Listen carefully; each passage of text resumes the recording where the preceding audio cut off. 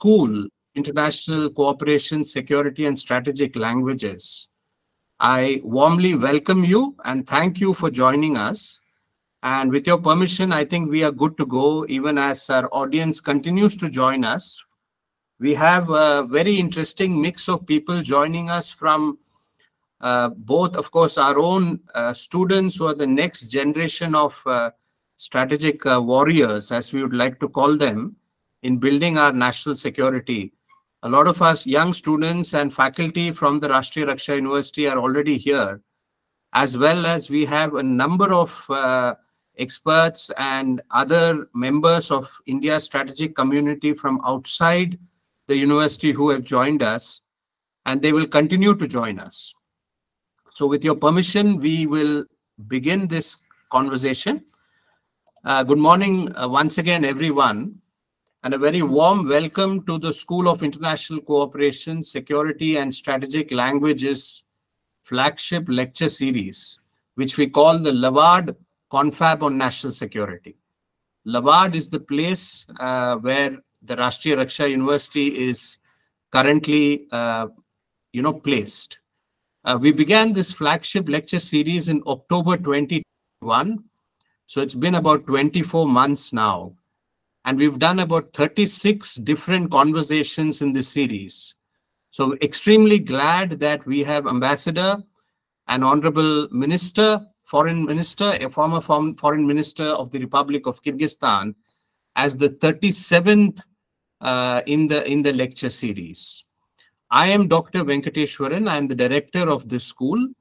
The conversations in this lecture series revolves around issues that are relevant to the major focus areas of this school, that is international relations and national security, political economy, and strategic languages from an Indian perspective.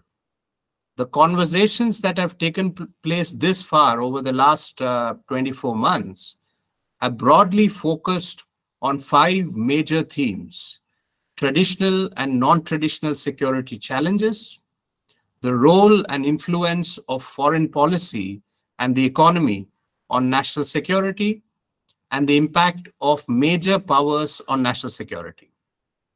This lecture series endeavors to bring eminent personalities, including policy makers like Ambassador Aidabekov today, who are in government, as well as opinion influencers from the wider strategic community, to provide varied perspectives, thereby adding to the existing discourse on the topics that we discuss.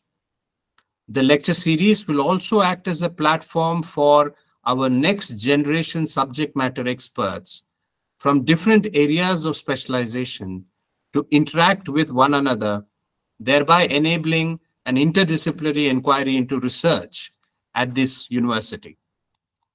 I'm extremely happy to inform the audience, and especially Ambassador Aidabekov, that among our speakers have had distinguished practitioners and experts serving at the highest levels of the government, including India's Finance Secretary, Dr. Somnathan, the Sri Lankan Ambassador to India, Ambassador Milinda Morogoda, the current Defense Advisor in India's Ministry of Defense, Lieutenant General Vinod Khandare, the Chairman of the National Security Advisory Board, Ambassador P.S. Raghavan, who was also our former ambassador to Russia, our High Commissioners and ambassadors who are serving currently in Bangladesh, Oman, Uzbekistan, Zagreb, of course, in Croatia, and Taiwan, Ambassador Pranay Verma, Ambassador Amit Narang, Ambassador Manish Prabhat, Ambassador Rajkumar Srivastav, and our representative Gauranglal Das,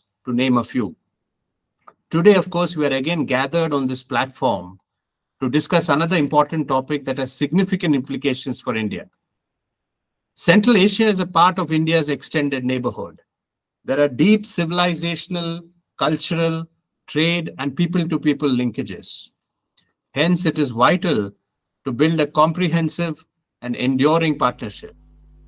This is presently being pursued through the India-Central Asia dialogue at the foreign ministers level, the regional security dialogue on Afghanistan, where secretaries of the National Security Councils of all Central Asian countries participate, leading to outlining of a common regional approach on Afghanistan. And of course, the India Central Asia Summit, the second of which is going to take place very soon.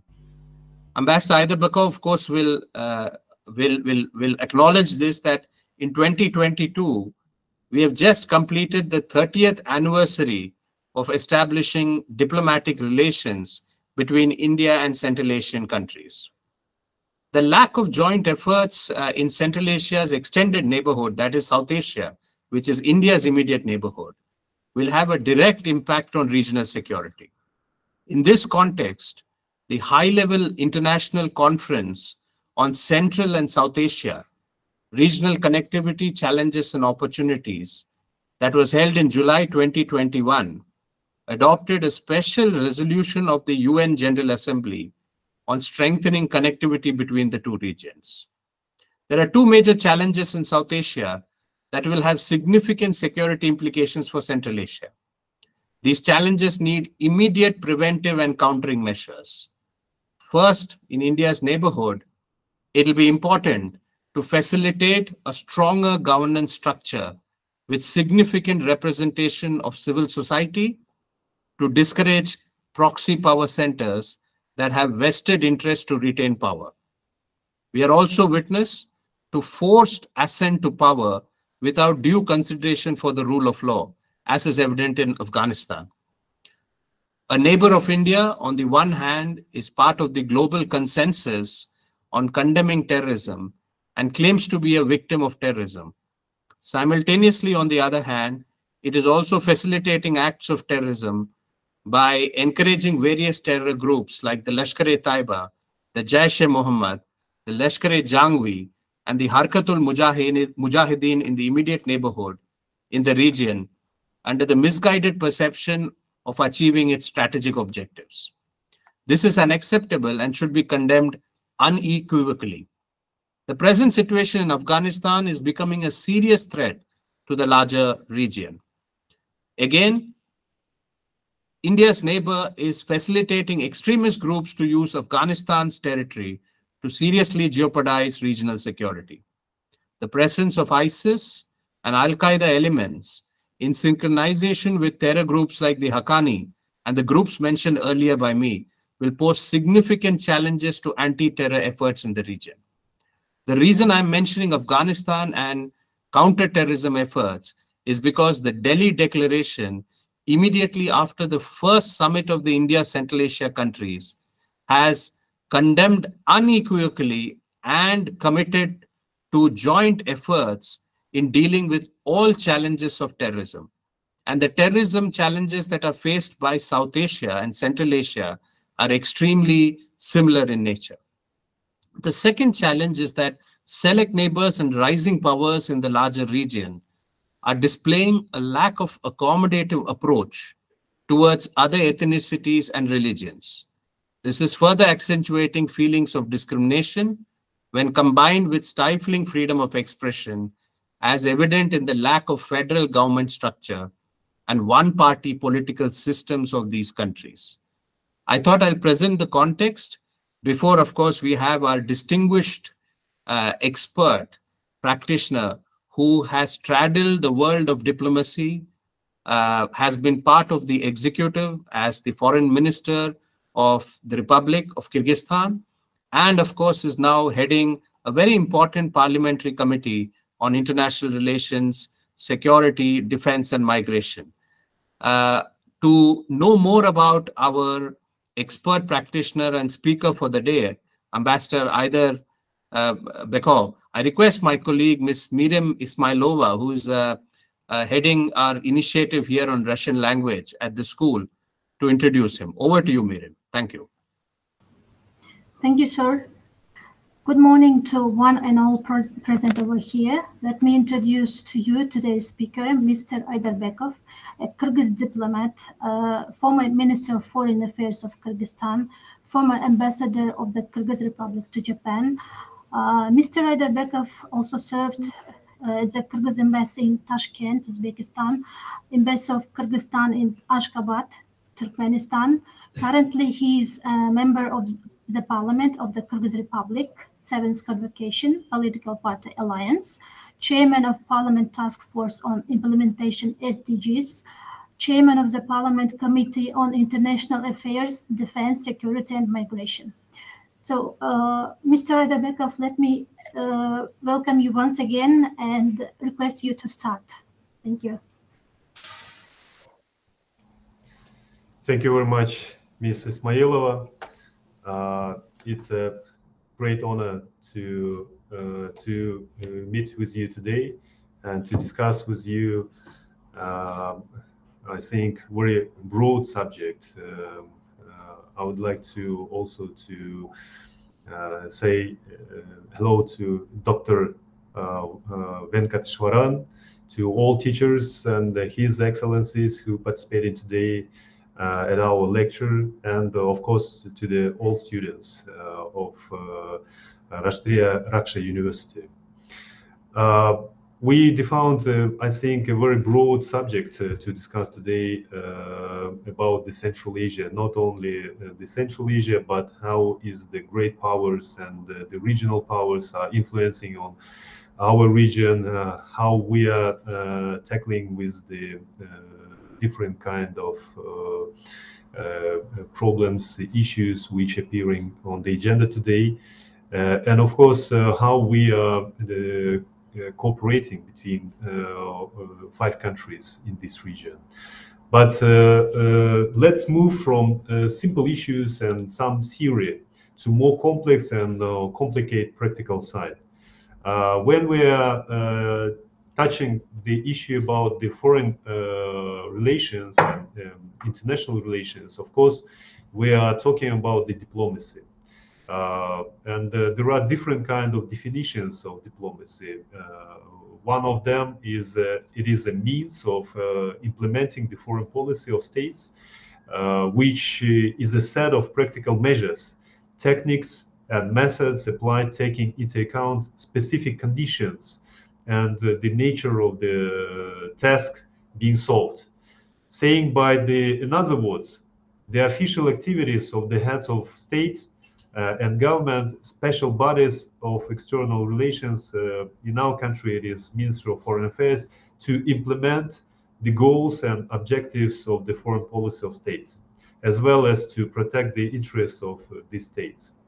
Some of the specialists, they're saying that diplomacy is associated with the art of negotiating to prevent or resolve conflicts, search to consent and mutually acceptable solutions, expand and deepen international cooperation. Today we see how diplomacy is a crucial to promote the national interest on the foreign agenda. We see how some countries taking some decisions, they created a big problems on the regional level. And we will touch these issues today in our lecture, or we will discuss this issue. I'm open to discuss this issue because there was also put it into our agenda the issues about the global security environment and the external powers. Of course, we have a big influence of different countries to this region,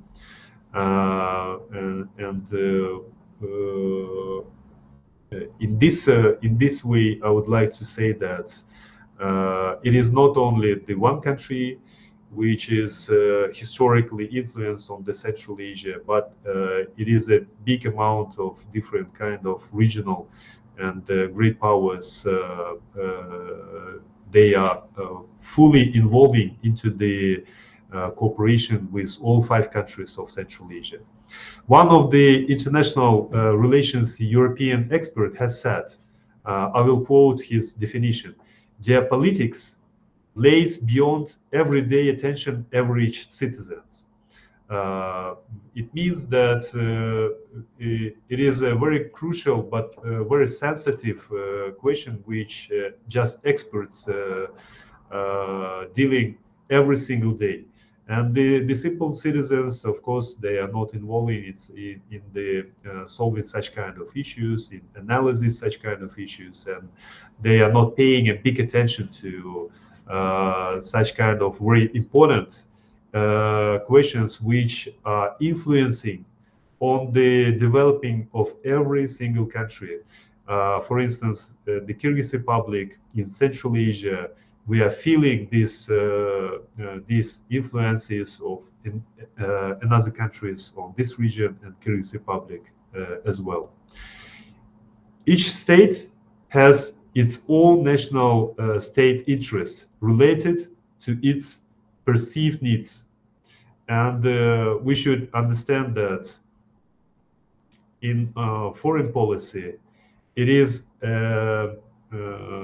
pragmatic foreign policy which every single state is trying to fulfill on the foreign agenda.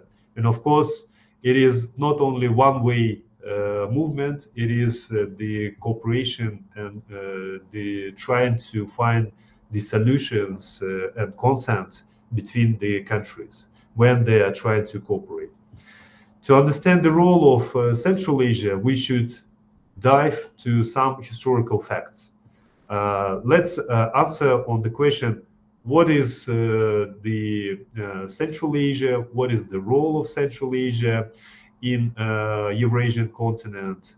What is the geopolitical and geoeconomical role of Central Asia today?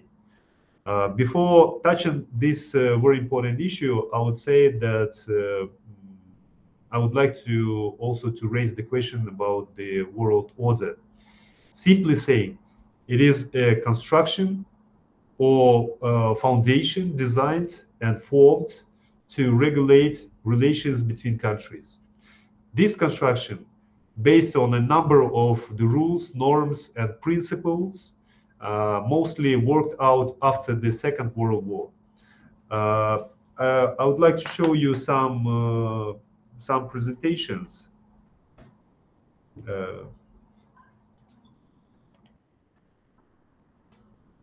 You know well about the results of the Second World War. It was the Yalta Conference, which was organized on February 1945. There participated three countries, winners. It is USSR, USA, and Great Britain. As the result of this summit, it was a decision to create the United Nations organization. They decided to hold the first meeting in San Francisco, and all necessary documents was adopted during the first session, which was founded in 1945. Currently, you know that it is 193 states are members of this organization. The mission and activities of the United Nations are determined by the purposes and principles set forth in the UN Charter. And of course, the UN Charter today is the main basement, let's say, the fundamental basement based on which all countries are trying to cooperate, to collaborate, and to solve the problems which appear in every single day.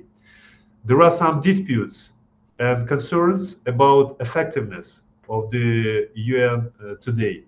You know that during the last summit, which was held in New York, there was a big amount of the criticism about the effectiveness of UN system and to enlarge the amount of the Security Council. Of course, after more than 70 years, world has changed, and some regional and new great powers has appeared. And we will touch this issue as well, taking into account the economical point of view, the influences, and what is the state and its influences on the international level.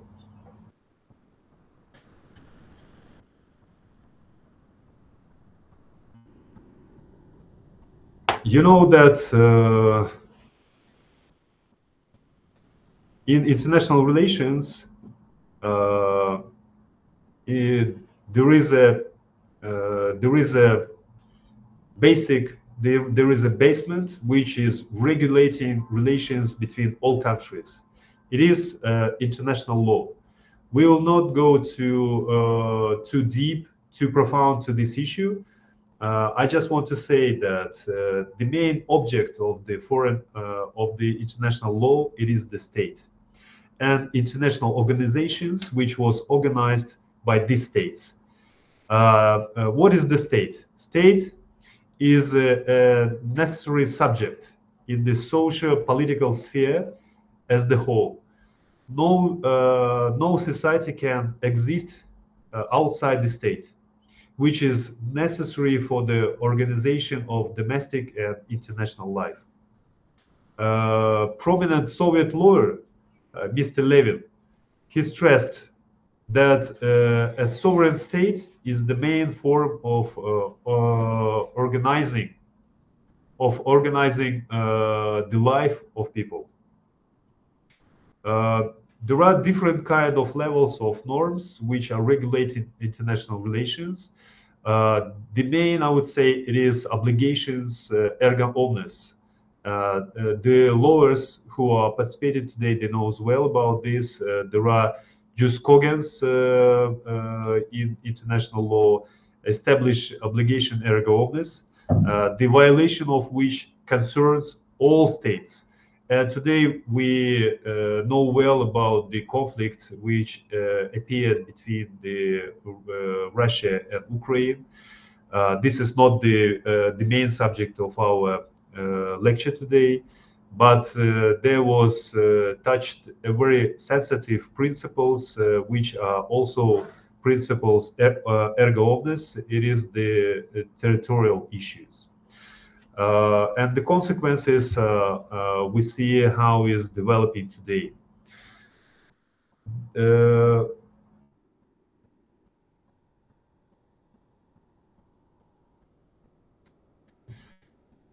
There is a definition of the power of the state.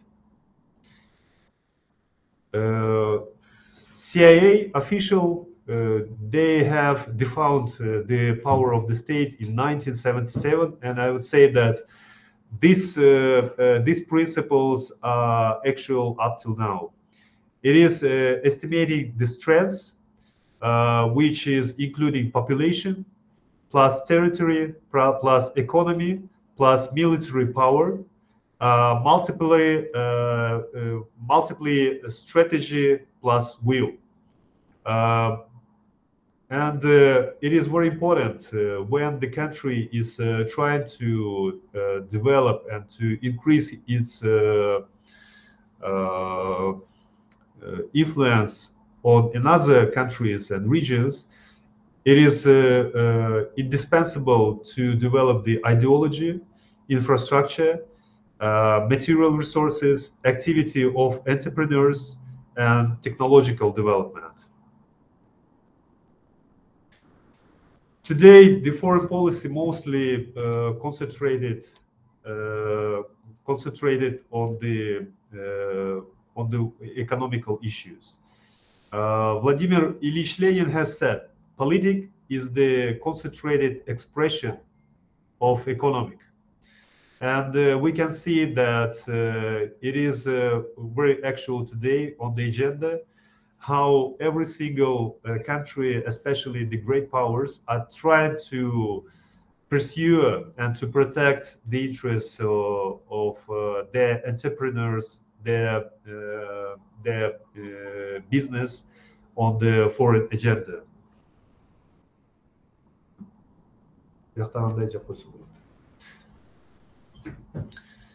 So let's switch to the Central Asia.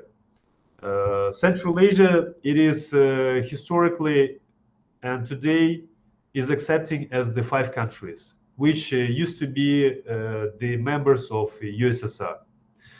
There are some propositions to accept the Central Asia as the big Central Asia, accepting some part of Iran, Afghanistan, and western north part of China.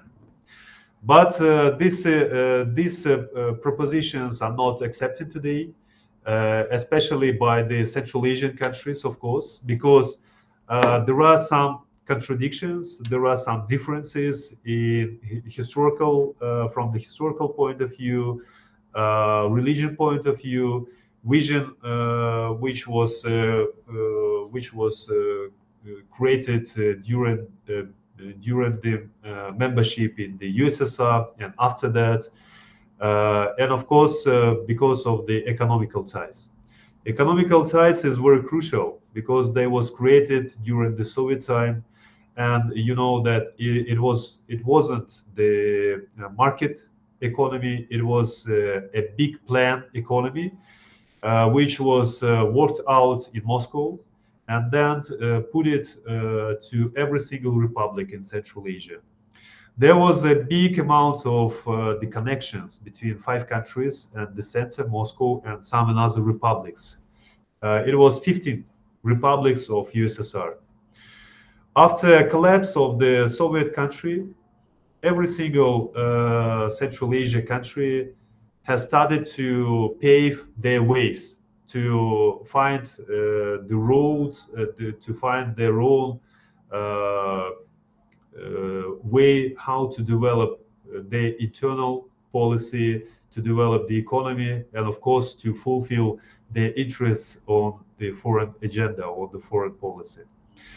And here we can see how all 5 countries started to develop their foreign policy not as the one team, but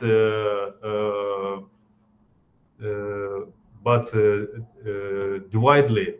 It was fulfilled based on the national interests, and we know that in Central Asia there are different kind of political systems.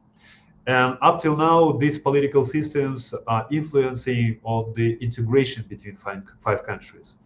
And we have to state that, unfortunately, after 30 years, this cooperation and collaboration between 5 countries is not so deep.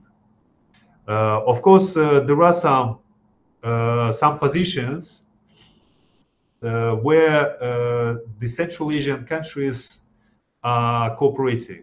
It is water energy sphere, because they have to do this. The water, the pure water, is provided by 2 countries to rest 3 countries.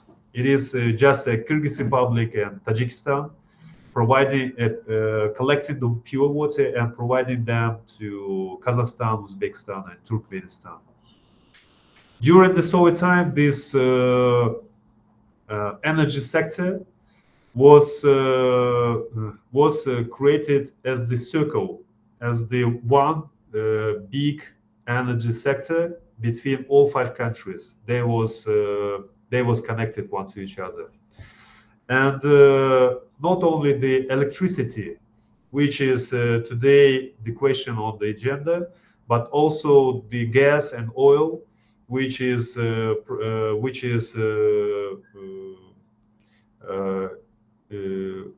big resource of few countries of Central Asia, which they are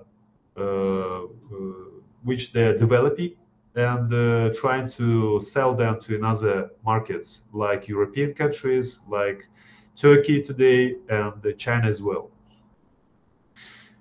Central Asia has a unique geopolitical and geoeconomical location. It is a big bridge between different kind of regions, between the Southeast Asia and the European Union and the Middle East as well. We are neighboring with the big countries like China, like Russia. We are neighboring with Afghanistan, which is unstable, beginning from the last century. Not only last century, but during last minimum centuries, it was unstable because before it was a buffer zone between the great powers at that time, between Great Britain and Russia Empire.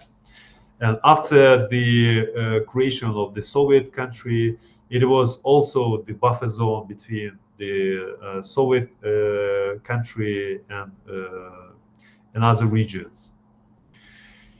Historically, all five Central Asian countries were the part of the USSR, and they completely was dependent from the Moscow.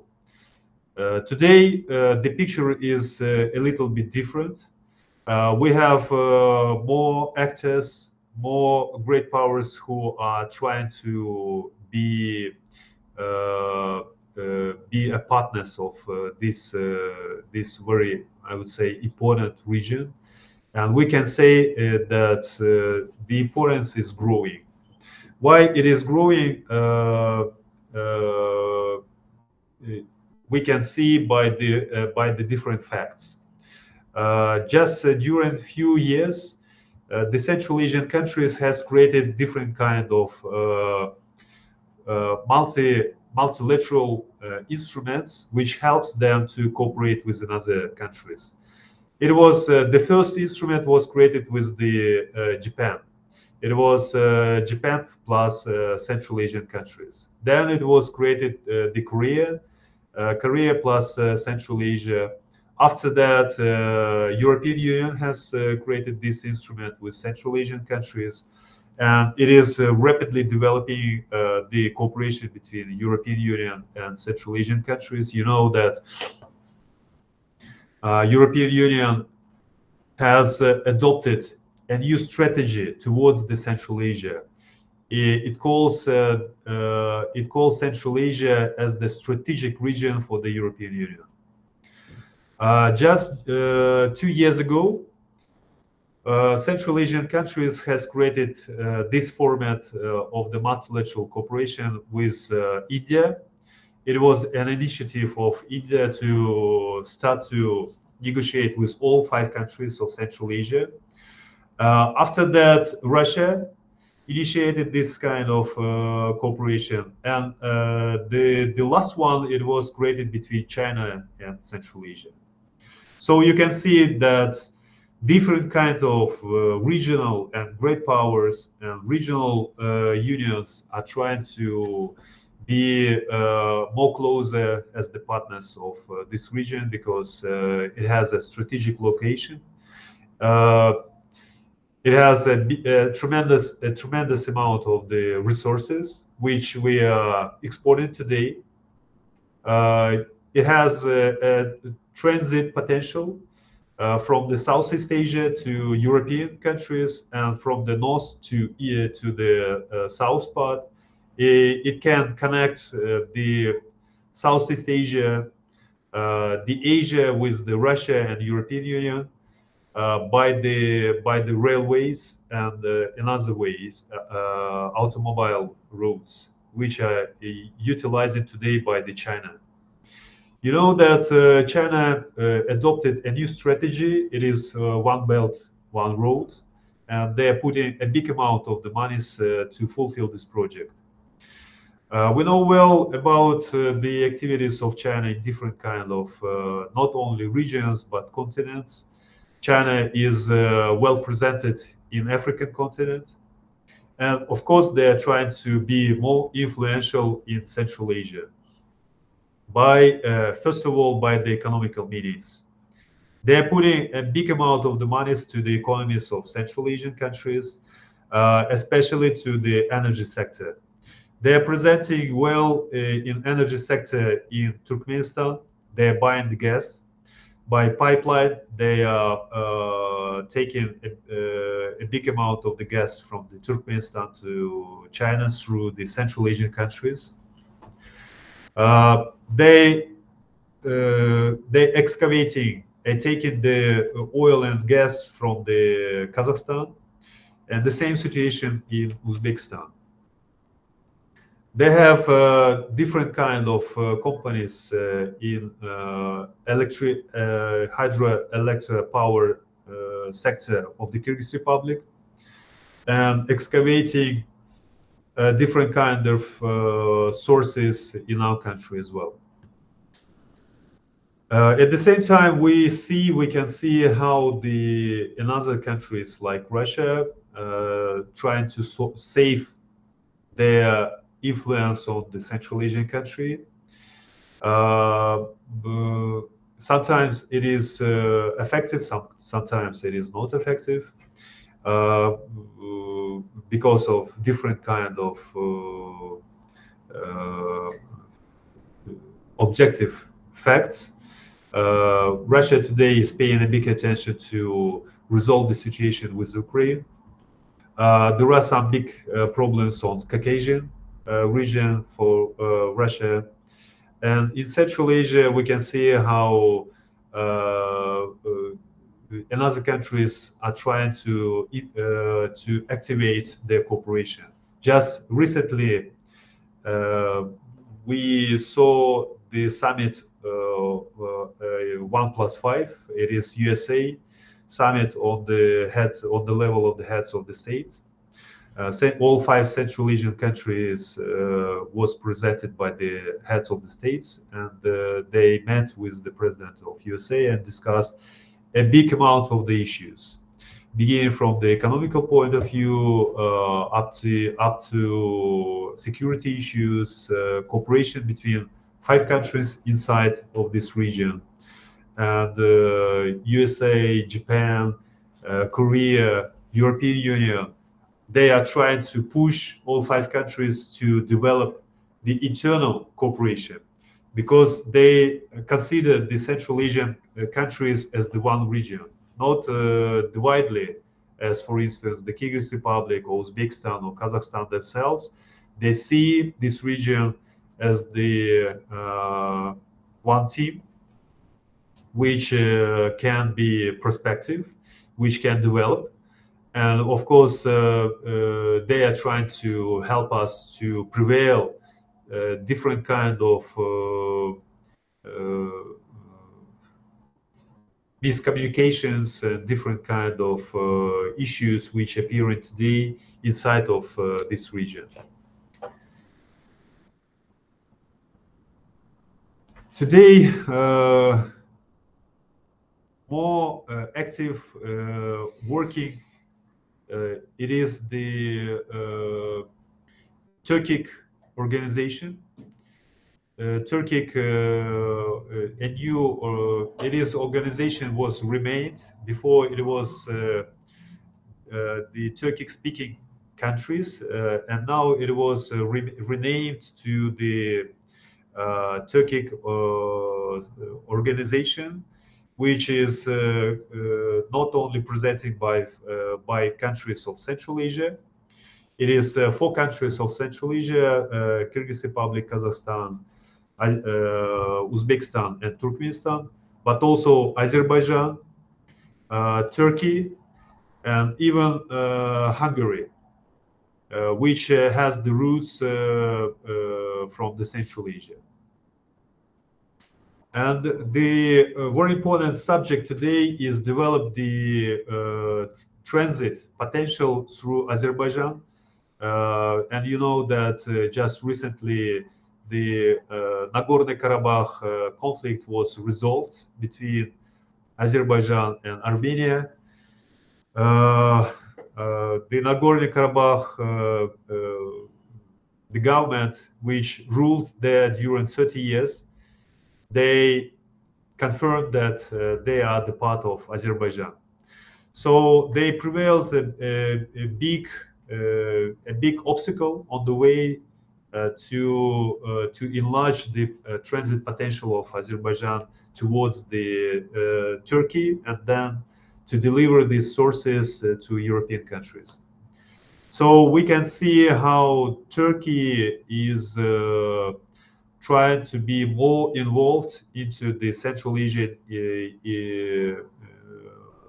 agenda, and they are utilizing these historical ties between the Turkic-speaking countries, because historically Turkey was created by the tribes which came from this region. Today, let me again shift to the PowerPoint.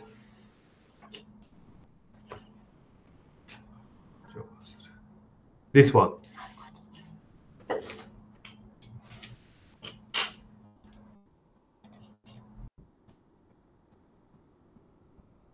I hope you can see this table. It is a GDP of the countries. This is the first 20 biggest economies of the world.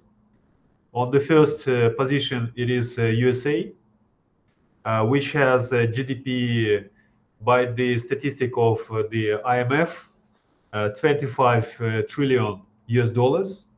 On the second position is China, 17 trillions, Japan, 4 trillion, Germany, and on the fifth position we have India. India today is a rapidly developing economy, and in the near future we think that India will compete with the China and USA as well. So the Central Asian countries are paying a bigger and bigger attention to India, and trying to develop a different kind of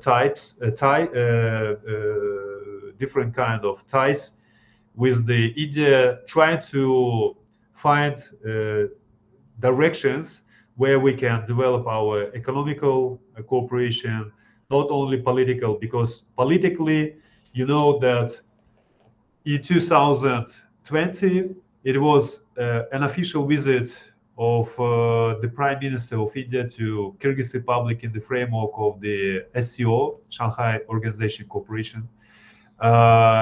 And during the visit of His Excellency Narendra Modi to Kyrgyz Republic, we signed a very important agreement about strategic partnership between the Kyrgyz Republic and India.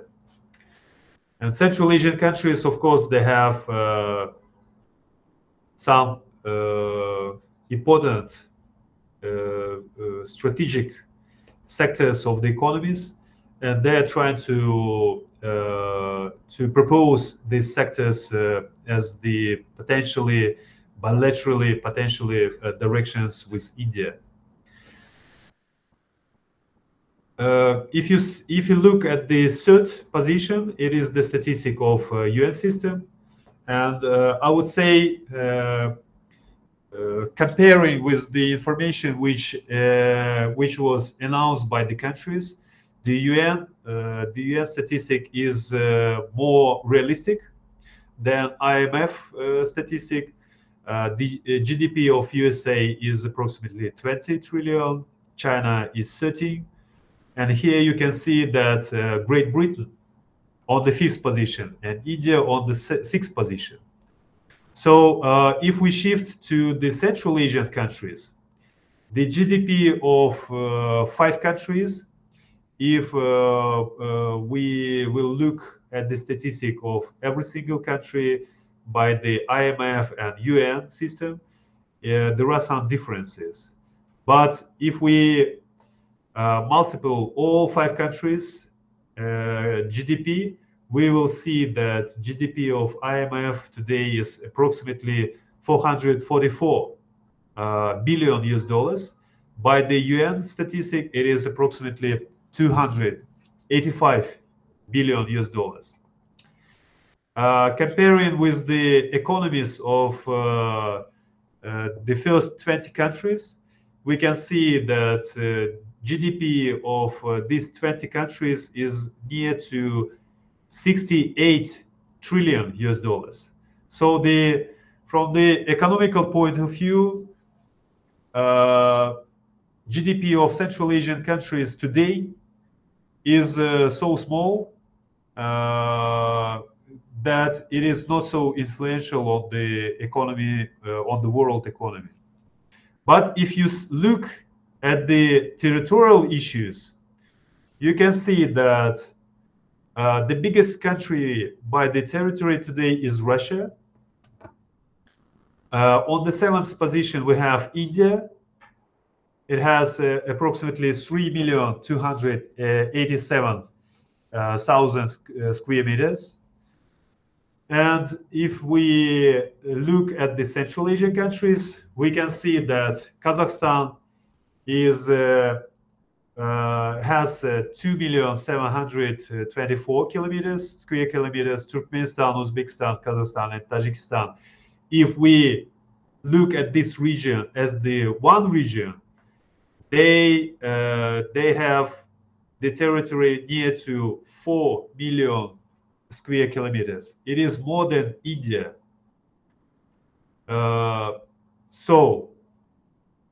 If we look at the potential sources and the resources potential of the Central Asian countries, territorial potential, of course, population is not comparing with the India. Today, India is the first by the statistic. The Central Asian countries today, it is approximately 76 million population. It is, let's say, 13 times less than India.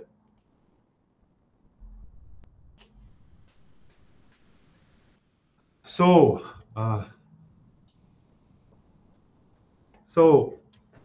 this is the statistical issues. About the activities of Central Asian countries. They are trying to find the joint agenda for ourselves. I mean, in Central Asia, we are trying to find the common directions where we can communicate, where we can collaborate. At the same time, the political systems are different. For instance, Kyrgyz Republic today is much near to India because India is the biggest, is the largest parliamentary democracy in the world. Kyrgyz Republic as well, we used to be the parliamentary democracy during 10 years, beginning from 2010 till 2020. But in 2020, there was some amendments made it to the constitution of the Kyrgyz Republic, and we shifted to the presidential system. But anyway, the parliament is influential, still influential in our country, and by the democratic values, we are sharing the same values with the India, and we are common with India today. We have your embassy in Kyrgyz Republic. It is very active. Based on the strategic partnership, we just recently signed an agreement with Indian government about fulfilling the grant projects in the Kyrgyz Republic and the projects which will push further the economical ties between two countries.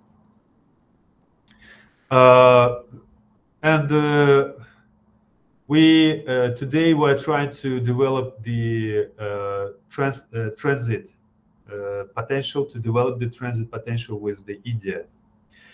Here we have some obstacles on the way on the transit by the automobile roads through the China, but at the same time we are trying to develop the air connections with India. We have more than 10,000 students which are educated today in Kyrgyz Republic. Mostly it is medical faculties where Indian students are educated today.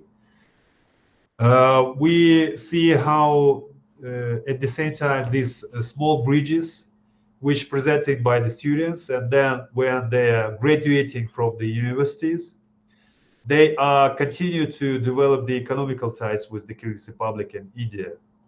And there are different kind of small entrepreneurs which are working today in the Kyrgyz market. So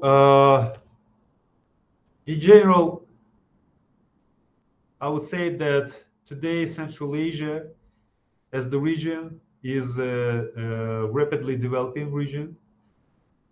It is a big scope of the partnership which we have with another regions and great powers.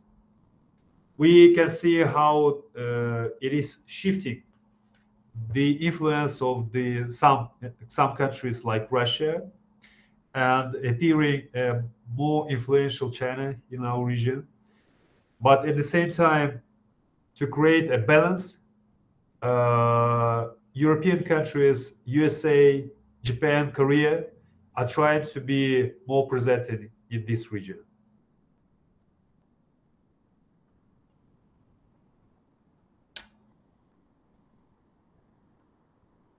Let's shift to the questions, I think.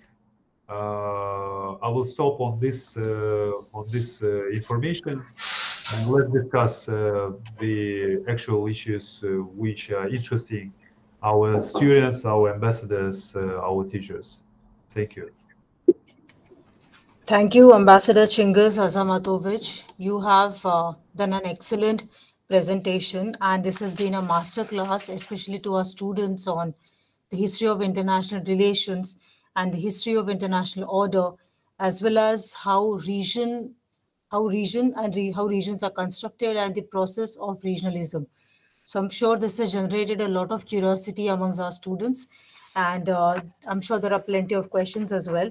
I'll take my prerogative as the chair of this session and begin by asking one question to you. Is Since we hear so much about the general trend of globalization of order, and there's so much of discourse on the maritime dimensions of current geopolitics, whereas one from listening after your presentation what gets an idea of there are so many developments on the continent as well.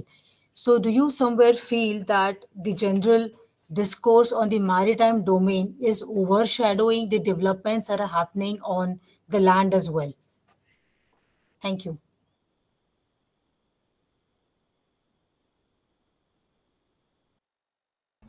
Sorry, can you repeat your question? Sorry.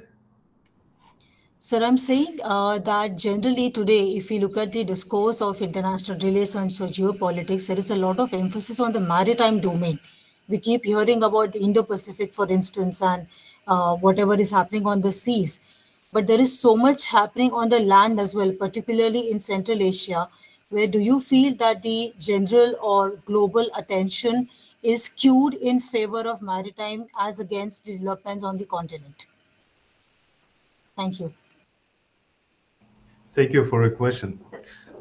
Uh, of course, our region is the part of the global processes, and we cannot be just a part without influences of another countries.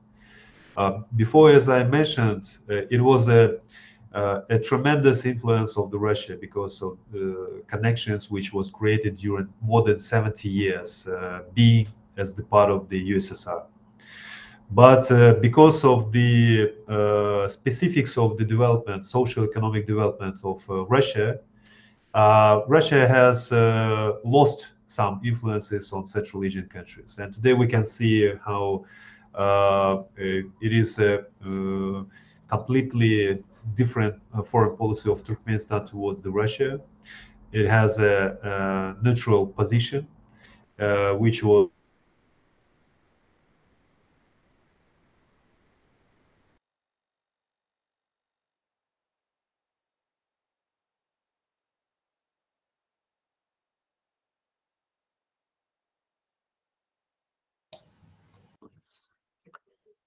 Does it seem like we have lost Ambassador? Yeah. We could just drop a quick message. I think that's the best thing to do. Yeah. Amrita, meanwhile, what you could possibly do is just mention to the audience that how would you like to, have them frame the questions. Totally. So you may either raise your hand in the hand icon that is there on your screen, or you may type your question in the chat box. Kindly introduce yourself before asking the question, and please keep your comments or questions very brief. Thank you.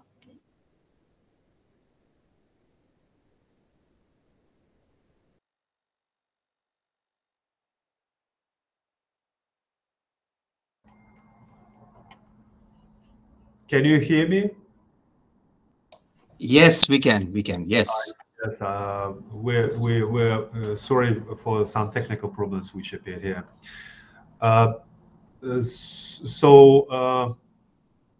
The Central Asian countries, historically, there was a part of the big, let's say, pike, the USSR.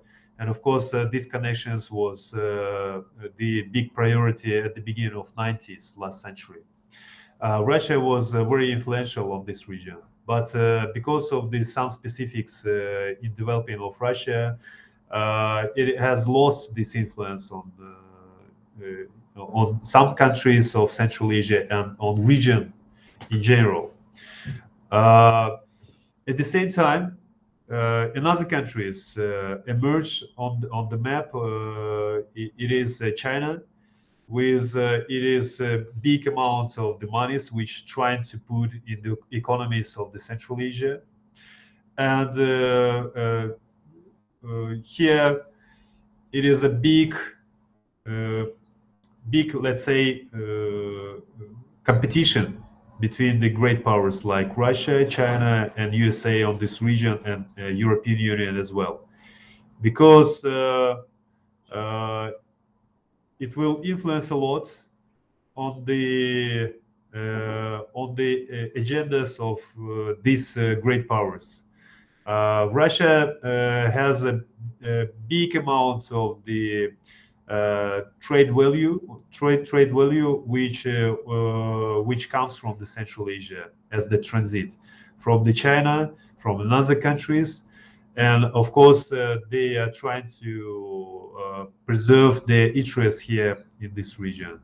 At the same time, naturally, some countries of Central Asia are trying to find another partners who are more, let's say, attractive for the economies of Central Asia. For instance, on the post-Soviet area, it was created a different kind of organizations. There is CIS countries, which are today 8 countries. Before it was 12 countries, but some of the countries like Georgia, like Ukraine, like Azerbaijan, they left this organization or formally participating. There is another integration. It is Eurasian Economic Cooperation integration. It is just 5 countries: Russia, Belarus, Armenia, Kyrgyz Republic, and Kazakhstan. There is a security organization, security treaty organization, which also including 5 countries. And here we can see how Uzbekistan is trying to be more independent from the Russia, and they are trying to create new bridges with in other regions, with in other countries like European Union, like USA, with the China as well, and of course they are developing their cooperation with India as well, and they are neighboring with Afghanistan. It is an unstable country, which influencing a lot on the security issues of the Central Asian countries. Here as well, we see how in other countries like Pakistan, Iran, are trying to be more active in cooperation with Central Asian countries. You know that we have CASA 1000 agreement. It is an agreement which will connect the Central Asian countries with Pakistan by the electricity lines.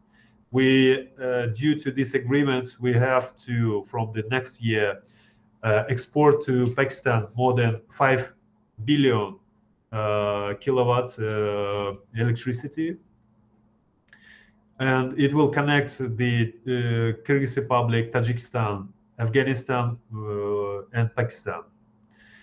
At the same time, we have already existing infrastructure, automobile infrastructure from China. Through this infrastructure, today, delivering a big amount of the goods and production made it in China, which is delivering to Central Asian countries and Russia as well. We have a railway which is today utilized by Kazakhstan, Russia, and China.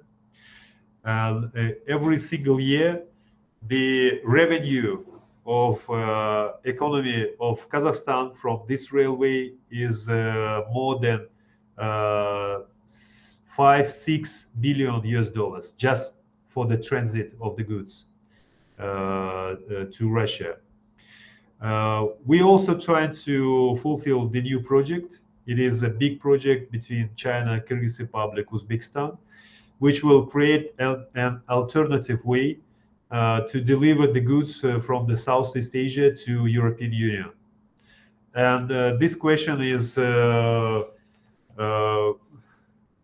actively discussing with the China, but at the same time, it will compete with Kazakhstan and Russia as well. So naturally, these countries are opposing to fulfill this project between China, Kyrgyz Republic, and Uzbekistan, because it will create an alternative way without putting Kazakhstan and Russia on the transit between these two big regions. Also, USA is fully involving into the processes which happening here in the Kyrgyz Republic, in Central Asia. They are developing a big scope of the directions with, for instance, Kazakhstan, Uzbekistan. By some issues, they are cooperating with the Kyrgyz Republic, but they are more active in bigger countries like Kazakhstan, because they are developing the oil and gas in this country, and they are cooperating even by the military issues, by the security issues, as Uzbekistan as well. So we can see how different governments of Central Asia are fulfilling separately, not in coordination with the rest countries of Central Asia, their own foreign policy. Once again, I would like to point out that we have different political systems in Central Asia. Thank you very much, sir. We have a question from Abhishek. Abhishek, please introduce yourself and keep your question brief. Thank you, ma'am, and good afternoon, sir. My question, I'm Abhishek, and I'm a master's student in international relations from the school, from RIU.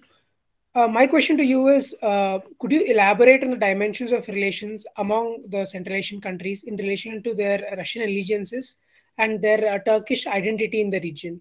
And is it also one of the common agendas to come up with a common direction in dealing with this question of Russian allegiance and the Turkish identity? Thank you.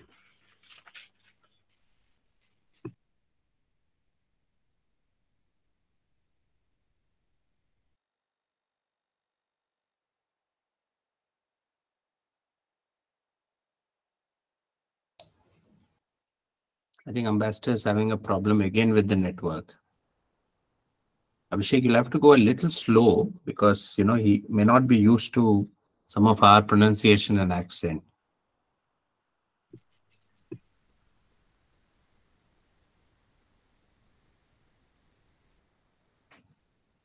Let's just wait for him to come back. Can you hear me? Do you see me? Yes, Ambassador. Yes. During the 30 years, Turkey tried to develop their cooperation with all 5 countries of Central Asia, especially with the Turkic root speaking countries. It is Kazakhstan, Kyrgyz Republic, Uzbekistan, and Turkmenistan. But because of the differences of the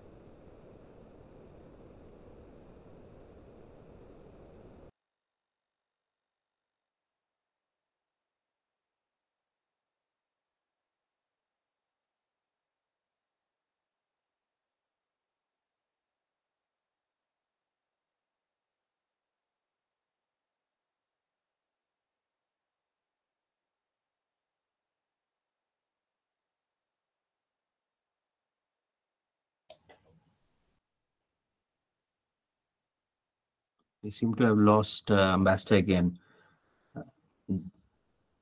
Please have some patience. And in the meantime, I think if anybody wants to type in their questions into the chat box, then Ambassador or either Amrita can read them at one go.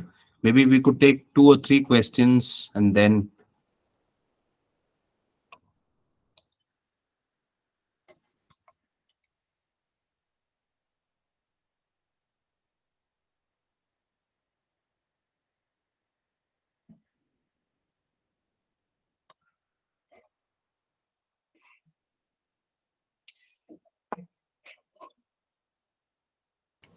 Students, any question? Please type it.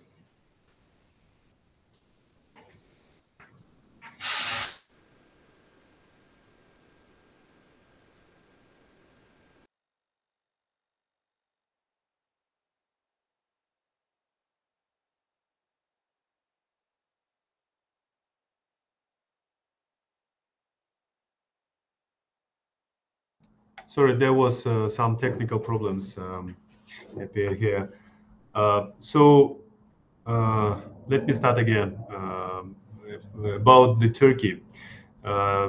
During last 30 years, Turkey, of course, they try to cooperate with all Central Asian countries, especially 4 countries. It is Turkic-speaking countries, Turkic root-speaking countries, Kyrgyz Republic, Kazakhstan, Uzbekistan, and Turkmenistan. But all 4 countries, they, due to their national interests and the specifics of the internal policy, they uh, they they try to pursue their interests in cooperation with Turkey. It was a completely different, for instance, relationships between the Kyrgyz Republic and Turkey and Uzbekistan or Turkmenistan. But last few years, this situation was completely has changed, and Turkey today is, let's say, more involved into the regional agenda. As I mentioned, we have created Turkic Turkic organization, which including 4 countries of Central Asia, Turkey and Hungary as well.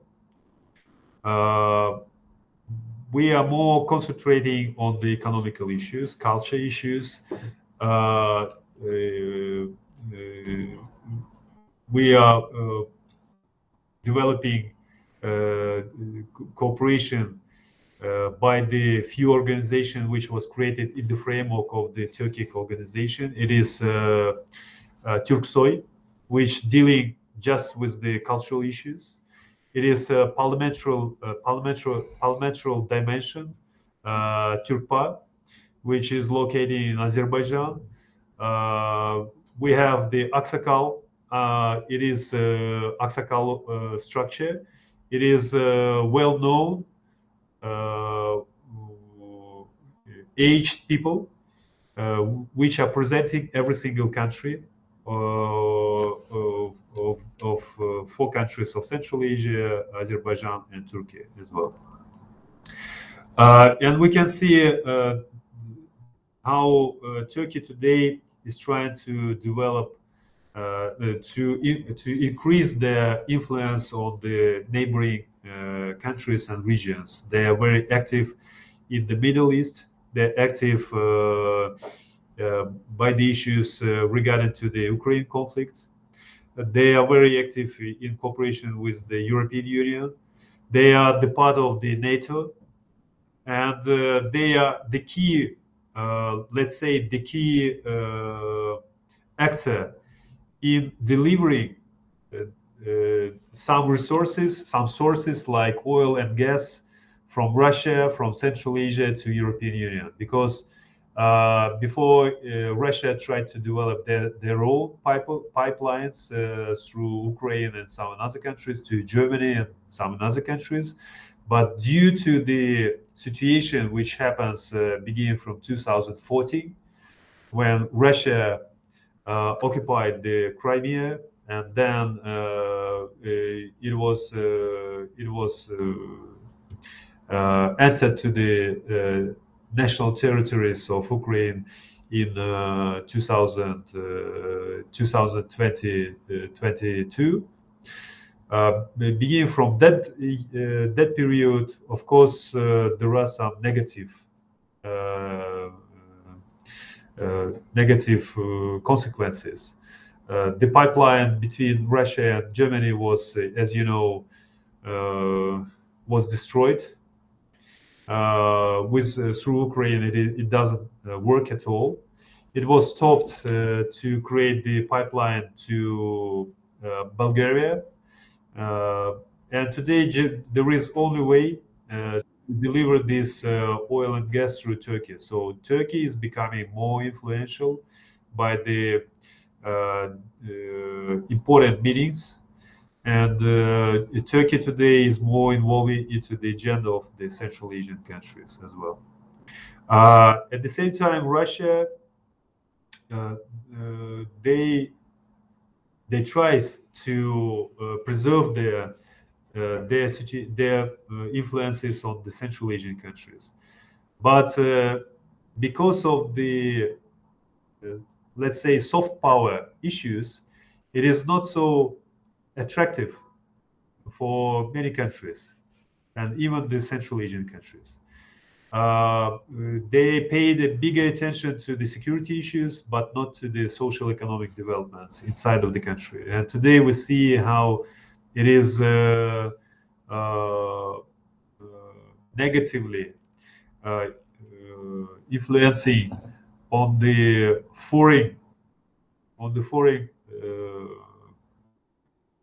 positions of the Moscow, how they try to stop the conflict with Ukraine, and we can see how many countries joined their forces to help to Ukraine to prevail this situation when the occupied territories should be bring back to Ukraine as well. Here, India is taking, I would say, more balanced position, and it is developing the cooperation not only with Russia, but also it is discussing this issue with other countries, with great powers, with USA and the European Union. Just recently, you have held J20. And there was a big discussion about the situation in Ukraine and the next steps which they would like to undertake together with India. Central Asian countries today, by the economic means, is not so influential on the world economy. But at the same time, it is important region without which no one country is like China or Russia could develop their to fulfill their own agenda. That's why we see how China and Russia started to compete by the Central Asia, and also the European Union, more and more actively involving into the cooperation of our countries here. Thank you, sir. The next question is from Sanjay Sarma, who's a student of international relations in the University of Mumbai, and he is inquiring about the recently held C5 plus 1 meeting with the Biden administration and the Central Asian nations. And he wants to know whether such engagements led by the US will lead a positive outcome, or and how is it going to impact the relationship between Central Asian nations, US, Russia, and China. Will such engagements yield any positive outcome, or will it lead to unnecessary provocations?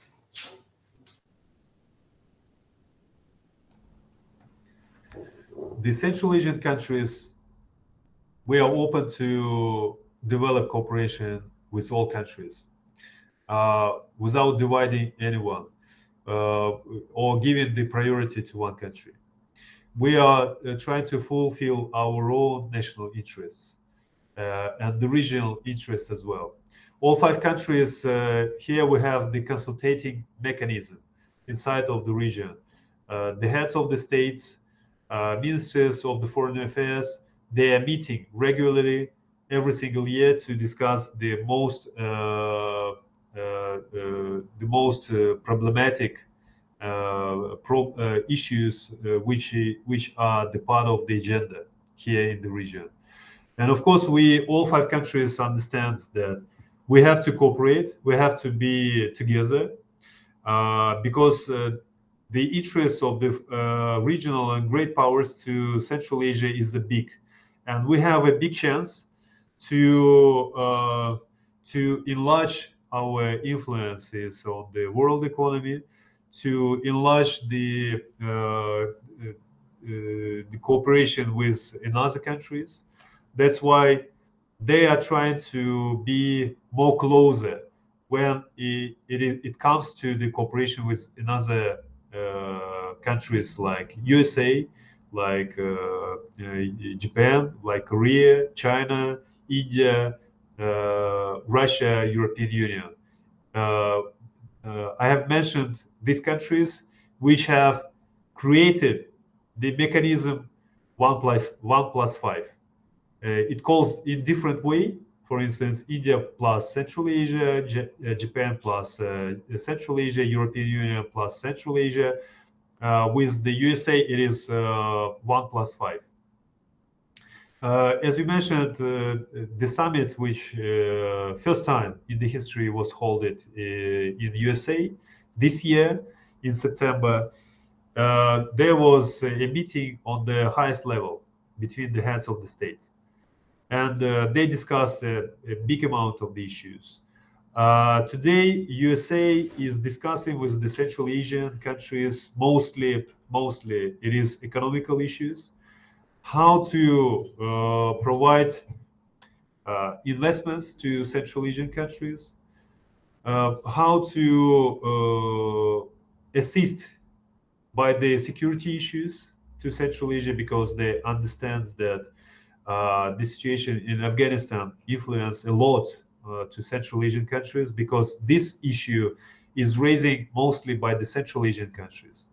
Because after some steps which was undertook by the NATO and USA in Afghanistan, Taliban has came to Afghanistan, and the situation was destabilized in this country. So all endeavors, all institutions, democratic institutions, which was created by the assistance of big amount of the countries with the help of the UN system, it was destroyed during a very short period when NATO and USA just took off their troops, their army from Afghanistan. And there was a big turmoil, there was a big problems. After that, Taliban came to the power in this country. So at the same time, in Afghanistan, we see how ICIS, the Islamic country movement, also becoming more and more influential. They are presenting at the north parts of Afghanistan. and they creating some problems for the security of the Central Asian countries. So this issue also was discussed on the level of the presidents. And there are some another issues which USA is performing today. It is supporting of the cultural events here. It is spreading the English language in Central Asian countries. I would say that today USA is trying to find the most effective mechanisms where they can be presented in all 5 countries. But up till now, it is not so effective, I would say. They try to find this cooperation bilaterally. For instance, with the Kyrgyz Republic last year, they hold it first time a big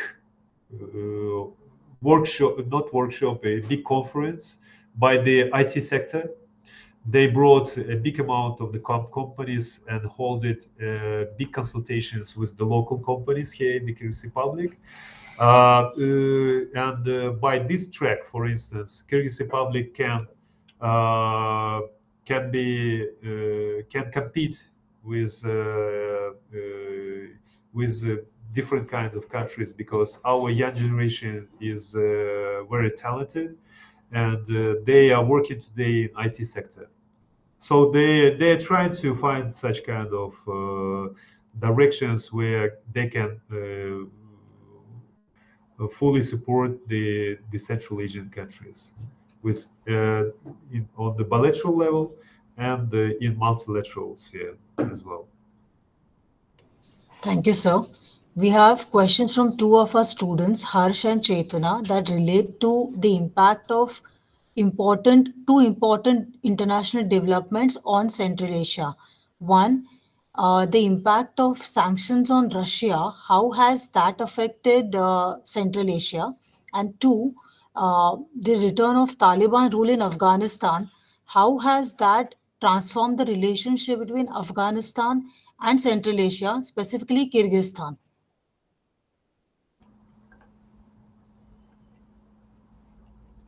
About Taliban, I just mentioned that it was not recognized by the most of the countries in the world.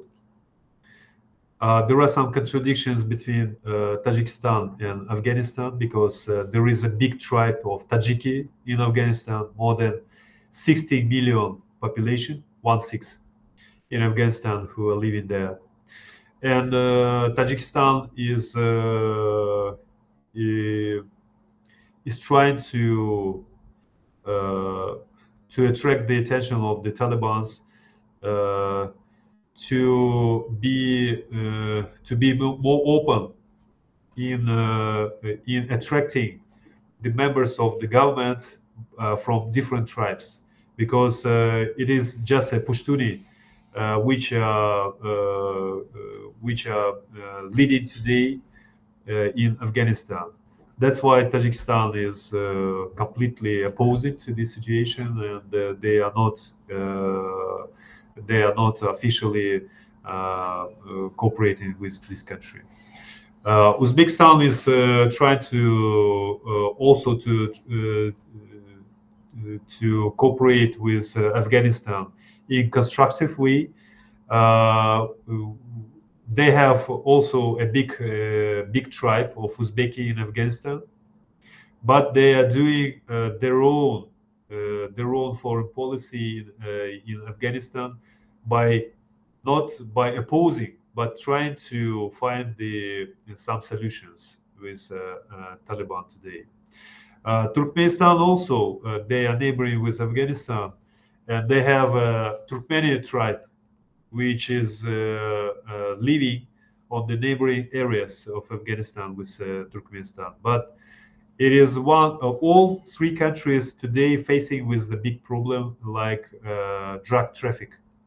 It is a big amount of the drug which enter into the Central Asian countries, and it is a security issues which we are facing all 5 countries.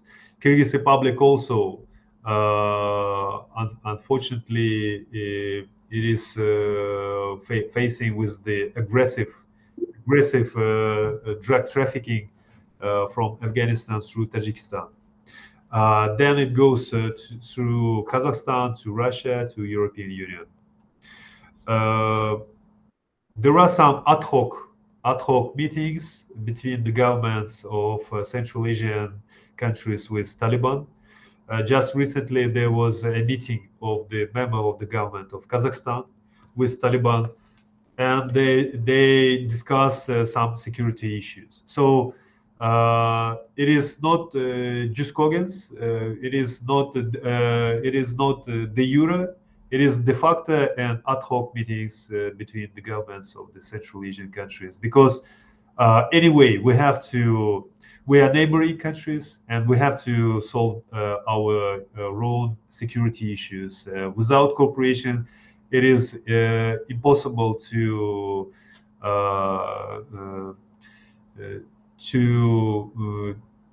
erase, to deal with this problem, which is really actual for all 5 countries. It is regarding to Taliban.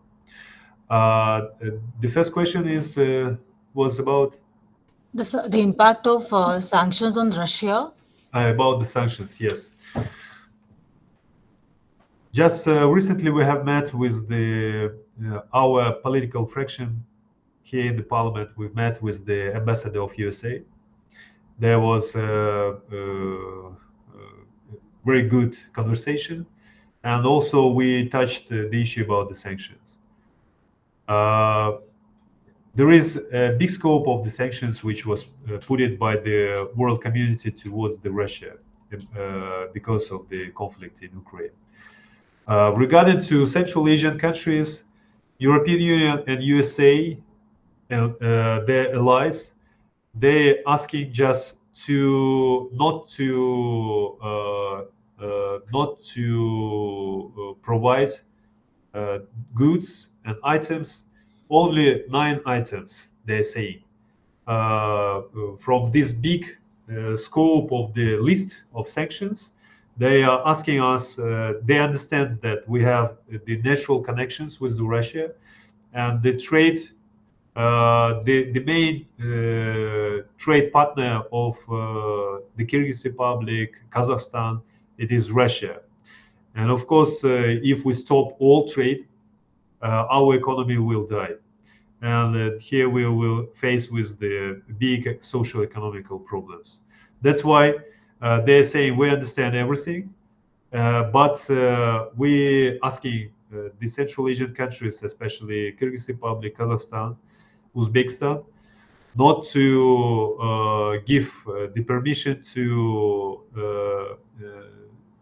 pass through these countries only 9 items. It is connected to the high technologies, the computer technologies, and the not helicopters,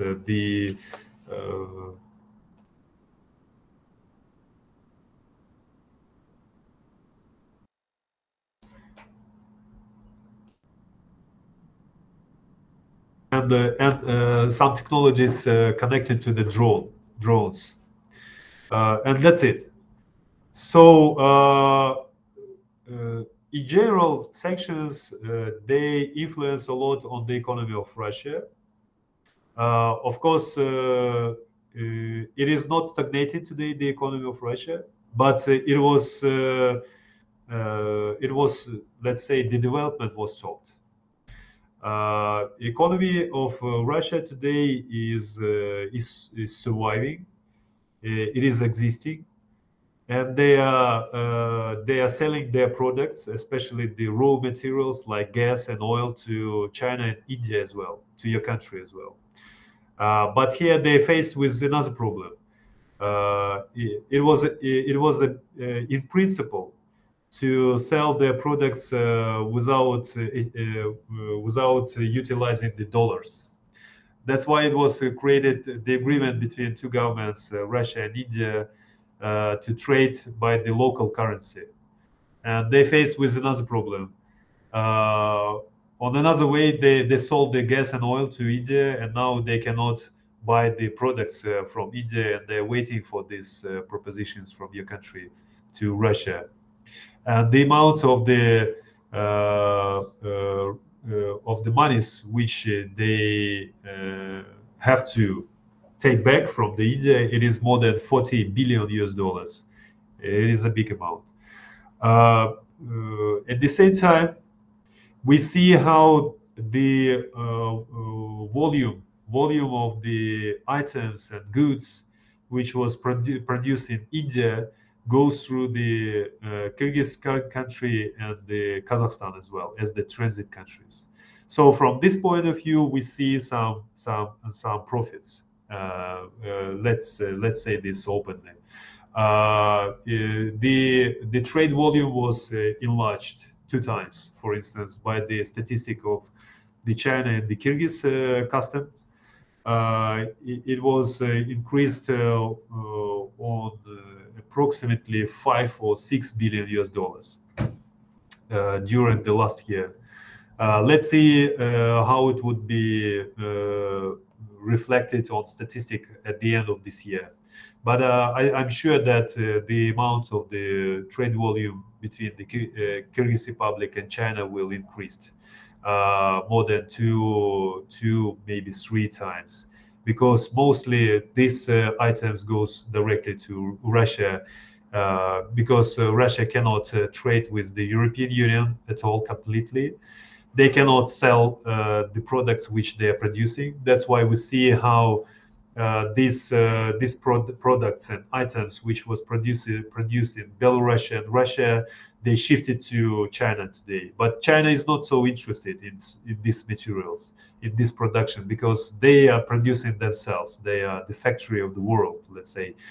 That's why they just interested in the oil and gas from Russia, maybe some raw materials like foods, and pure organic foods from Central Asia and Russia, and that's it.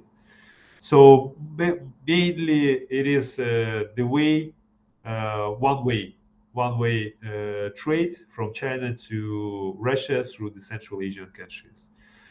But it is just a statistic. It is just the facts.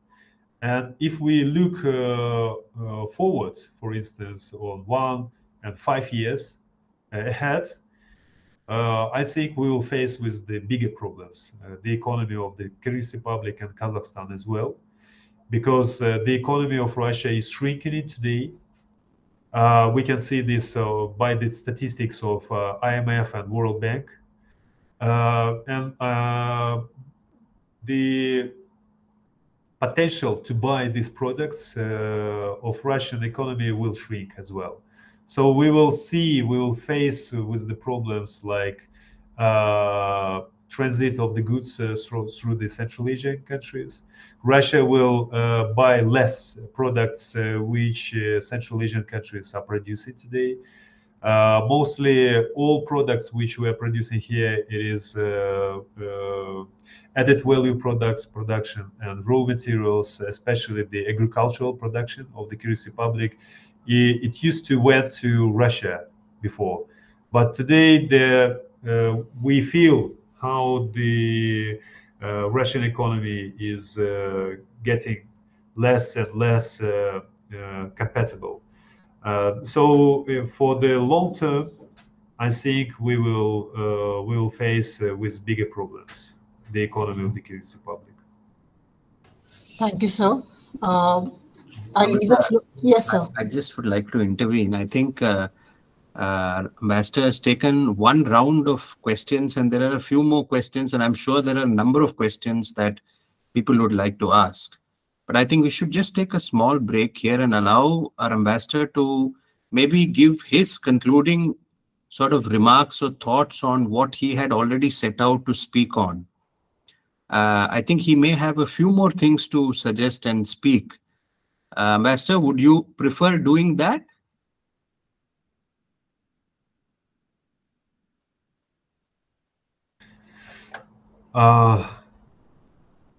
We are comfortable if you would like to just Yes. share a few more of your thoughts on the topic.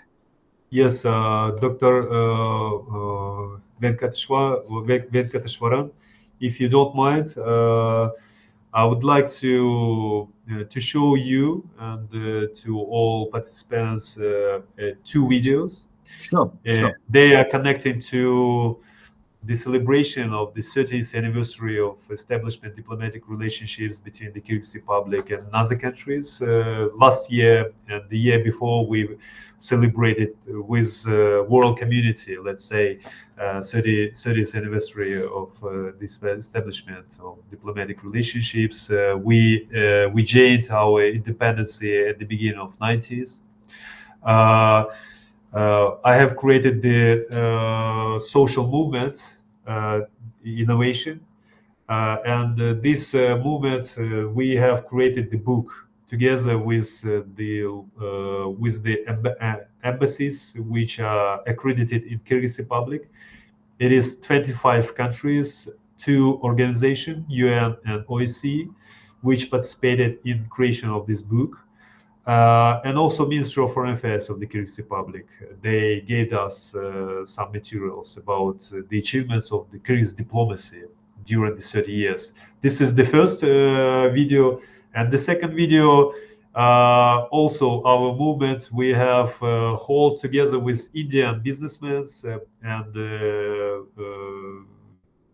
the Chamber of Commerce of India bilateral forum here in Bishkek, and it was, I think, very useful. They participated a big amount of the Indian entrepreneurs together with the Kyrgyz side, and we are planning today to hold the next meeting in India together with the Indian side. So if you let me, I would like to show you two videos which we have created after these events. Sure, please, Ambassador. Thank you. Please do. Thank you.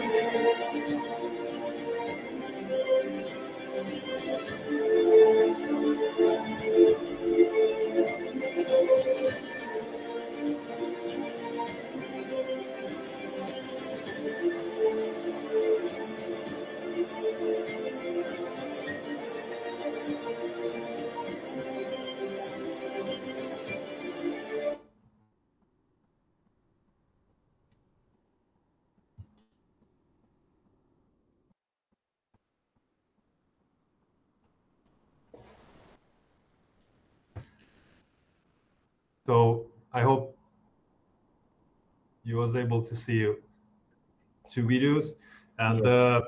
this this book goes to your university. I hope you will enjoy the quality of this book. Every single article, every single material was provided by an appropriate diplomatic missions. It was written in 3 languages: the Kyrgyz, English, and Russian language. I don't know how physically we will deliver this book to you, but this is another question. Ambassador, I could suggest 2 things. One, of course, is you mentioned that you possibly would be visiting India sometime next year, or I'm not too sure whether it is this year or next year. So that is a fantastic opportunity for us to physically invite you here. Thank The you. second, of course, is we work very closely with all our embassies and missions. So even if this could be sent through our embassy there, with attention to our school as well as the university, then that will get delivered to us. So it can come to Delhi, and from Delhi it will come here. So these are 2 ways we can do it. Either we'll get the opportunity to meet you physically and take the book from you, which will be great. But in case your trip is not yet finalized and your own schedule is not confirmed, and if you would like to get this book across to us, maybe through our embassy.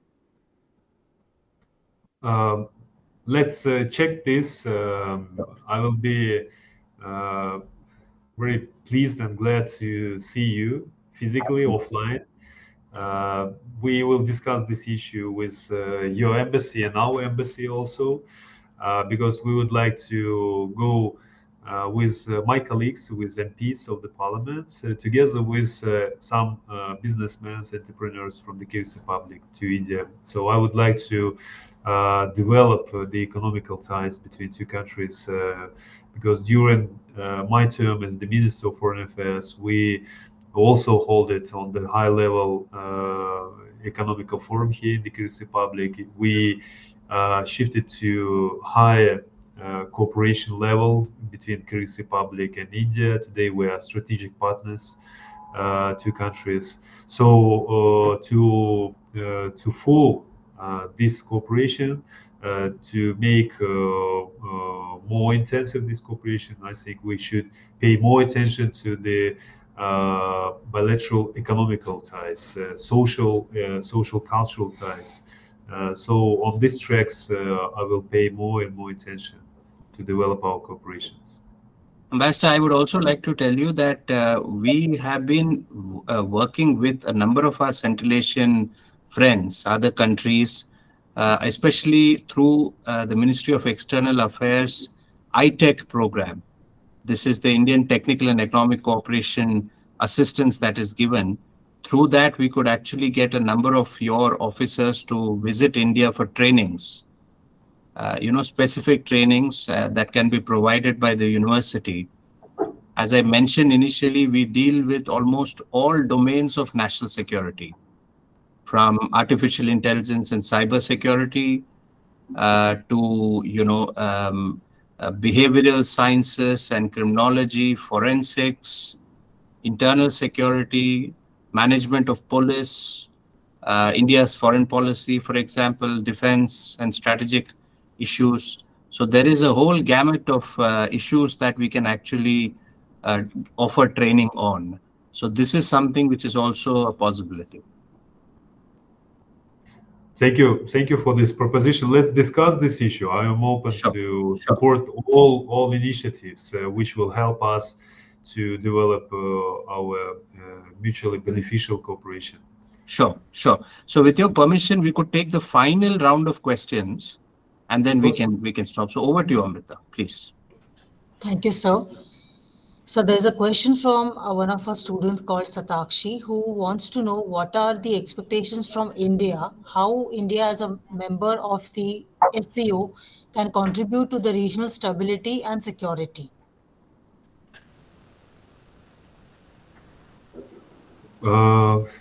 SCO, Shanghai Cooperation Organization, I think by the territorial and population point of view, is the biggest regional organization. Today, we see how it is creating a big interest from different regions and different countries which would like to be a part of this organization. Just recently, Iran and Belarus became a new member states of this organization. India, I think the most important here that three countries like India, Pakistan, and China, they are the part of one regional organization where we can cooperate and try to find the perspectives for cooperations. About the Central Asia, about the inputs of India to the issues of the security of Central Asia, I think the most important it is today. Today we can see that security issues, they are directly connecting with the social economical sustainable development. If the country has a sustainable development, it is dealing just with the positive and positive steps. It is trying to be in line with the national interest, with the interest of the people of this country. In Central Asia, we have in general such kind of perception. So the Kyrgyz Republic, especially, we are, I would say, the most democratically developed country in this region, and we are our government completely depending from the position of the people, from their notions, and that's why it depends a lot from how the social economical projects and programs are developing and fulfilling today in our country. That's why I think one of the most crucial steps which we can undertake together with India, it is to develop the economical ties, to fulfill together the cultural projects. You know that Indian culture in Kyrgyz Republic, in post-Soviet era, it is how to say, it is one of the closest cultures for our people. We raised on the Indian movies. It was very popular, different kind of movies which was created in Bollywood. And the people of India is very close for us. We know a lot about the actors and actresses from India. And up till now, it is very popular in regions of the Kyrgyz Republic. So the Indian people are very close to.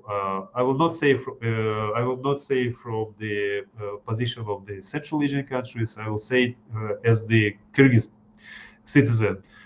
Here in the Kyrgyz Republic, we consider the Indian people as our very close friends, as our brothers, and we really like a lot your movies and your actors and actors. So you have already a big basement which will help us to develop different kind of projects. And I know that today we are discussing some projects, the joint projects in movie sphere, creating some movies.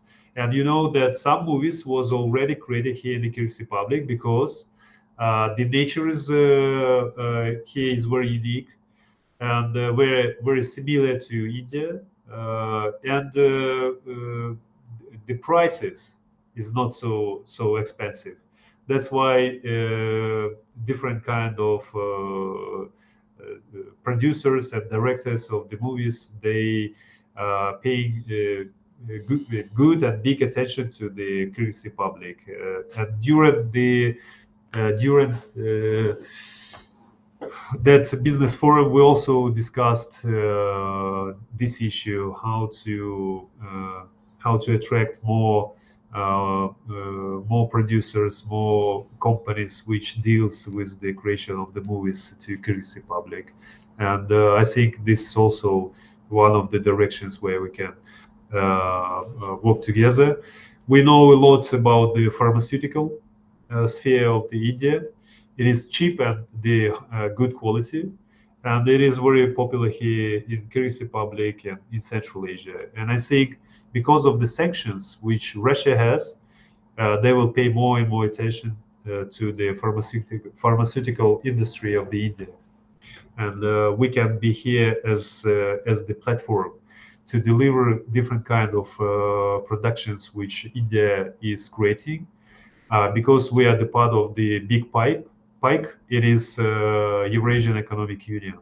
So we can be a gates for the goods and ideas and projects to the region, which is today joining more than 182 million population together with Russia. Thank you, sir. We have several questions, but we also have to keep track of time. So I'll ask a final question, which is from one of our faculty members, Mr. Naresh Kumar. He wants to know, why is it that investments from China are only skewed in favor of only two countries in Central Asia, that is Uzbekistan and Kazakhstan? And is there a possibility that the other countries of the region are somewhat cautious about Chinese investments pertaining to the issue of debt traps?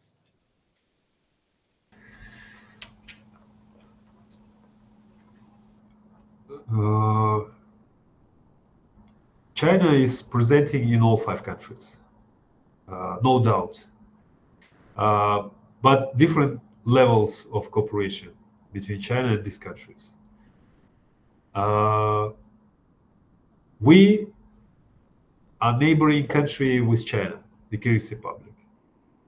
We, Kazakhstan and Tajikistan. There are some information about the investments and grants which China made to Tajikistan. And we heard about the situation when, because of the big debt, Tajikistan already gave some neighboring territories to China without announcing this kind of decision. It was undisclosed. So undisclosure agreement based on.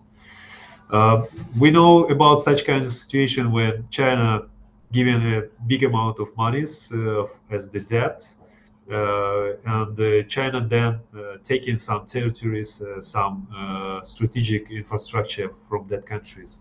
Like in Sri Lanka, they took a very perspective place at the near to the beach in the capital Colombo of this country. The same situation is happening in African continent. Here in the Kyrgyz Republic, we have the biggest foreign debt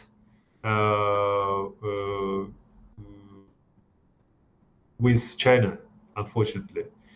It is composing more than 50% of our foreign debt today. That's why we have to tackle with this issue very carefully. Because if the economy of the Kyrgyz Republic will not be able to pay, they would be, I think, some another propositions from the China side how to solve this issue. And we know well that China will never. It wasn't in practice when China just forgot the debt of one country in the world even. So China can reconsider the debt, but not forgive the debt, and this is the big problem. And in the framework of the One Belt, One Road project, they are putting a big amount of monies. And of course, government here has to calculate everything and to be, they have to consider this issue objectively, whether we will pay or not this debt in the future. Today, the economy of the Kyrgyz Republic is able to pay these debts. But it depends how we will tackle and manage with the new credits which government is planning to take in the future. About the another countries of Central Asia, for instance, Kazakhstan or Uzbekistan. Uzbekistan is not neighboring country to China, and there is a Kyrgyz Republic, and we today we see how the transit item, the items and goods which goes through the Kyrgyz Republic is increasing to China, to Uzbekistan. Sorry, Uzbekistan buying a lot from China today, new technologies, and especially electromobile, automobile, electric cars, and buses and such kind of things. Just 2 days ago, it was a big fire on the factory of the creation the line batteries in Uzbekistan, which cooperating with China. And this is the new challenge, I think, for Central Asian countries and for the world as well, because it was discussed before that Leon batteries they are not utilizing today. Not utilization. There is no possibilities to recircle these batteries, and it creates a big problems for the ecology. And just a day before, we faced with another problem. So this line batteries, it is dangerous. It can be fired and burned a lot, a big area in Tashkent city of Uzbekistan. So new technologies, they create new possibilities, but at the same time, new challenges. Well, of course, China today is trying to enter to the telecommunication sphere, and it is a big competition between the technologies of the USA, European, and Chinese. And even they are trying to create some obstacles on the way to bring Chinese technologies in telecommunication sphere, especially 5G, because who controlling the 5G and 6G technologies, they will control the situation in the world as well. That's why it is also a big competition, even in Central Asia, by this issue today. That's why I think China, of course, they will continue to be more economically, socially, politically, culturally, from the security point of view, involved into the processes here in the Central Asia. But at the same time, as I mentioned, in other countries, they also pursue their own interests, and they will not just sit and look how China will enter to the market of the Central Asia. They also try to be more actively involved here in our region, especially Russia, because this is the last region which they has today, which they have today, because in other regions they lost. It is a fact. So, and if you look at the map, you will see that this is a strategically important place and weak side of the Russian Federation. That's why two countries, two big great powers, they will fight for this region. I hope that not by the not by the I would say not by the root power, but by the soft power, let's say. It will be better for the Central Asian countries, and of course for China and for the Russia, it is the worst perspectives if the conflict will appear here in the Central Asia, because they are neighboring with this region. That's why they will try to protect this region and to keep the calm and keep the security here together with the countries of this region. That's why I think from this point of view, they will not fight openly. They will compete economically, and the same in other countries are trying to do here. Thank you, sir. Thank you so much for answering all our questions in great detail. I now hand over floor to our student Anushka Banerjee for vote of thanks. Thank you, ma'am. We now thank Ambassador Aitabekov Cengiz for this highly interactive and insightful session today. So it was very interesting learning about the evolution of Central Asia, its internal and foreign policy, relations with the world, say the European Union, US, China, and of course India. Thank you, sir, for taking time out from your schedule and gracing our flagship lecture series, Lavad Confab on National Security, with your presence. As students of the School of International Cooperation, Security and Strategic Languages, we look forward to utilizing your knowledge and expertise in our academics in the coming days. I'm sure that all of us present here today have enriched ourselves with a more deeper understanding of India-Central Asia relations. I would like to thank Professor Dr. Bimal N. Patel, the Vice Chancellor of Rashtra Raksha University, for his constant guidance and support. The Lavad Confab is the vision of the Vice Chancellor to initiate the university's exposure to varied perspectives that contribute to the existing discourse on the subject. I would also especially like to thank Ms. Miriam Ismailova, subject matter expert Russian language at CISL, for organizing this wonderful and insightful lecture. The talk wouldn't have been possible without your support and your willpower for always wanting to give us the best of experience at CISL. Last but not the least, I would want to thank each and every member at CISL, faculty, administration, student support staff, for their hard work and constant presence through every step of the way.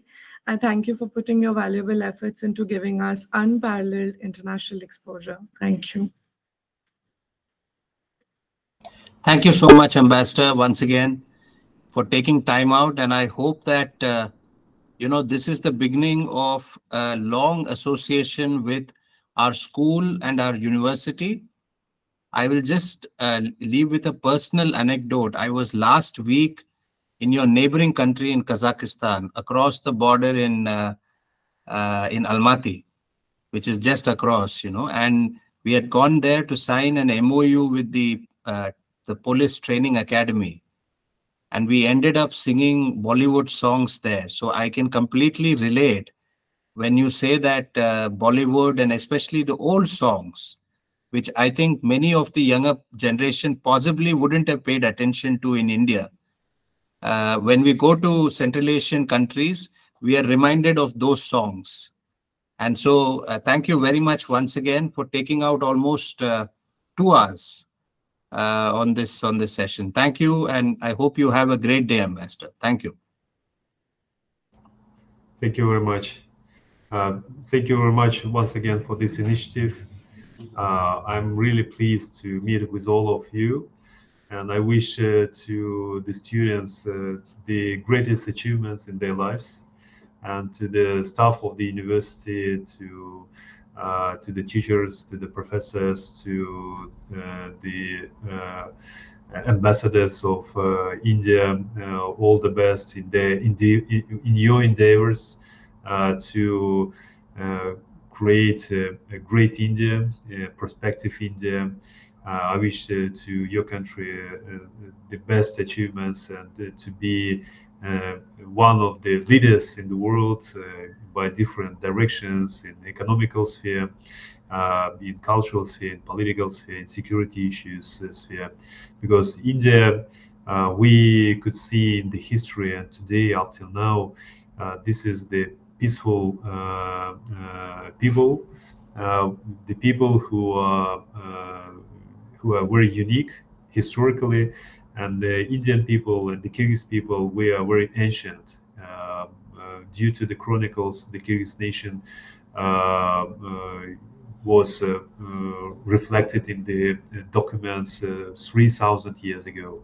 So we are one of the ancient peoples in the world, and you should go further to develop your unique country, and to develop your political system. It is, I think, the greatest achievement to be the biggest parliamentary democracy in the world. And we're looking forward to see more achievements of India on this track. All the best to all of you. Thank you very much.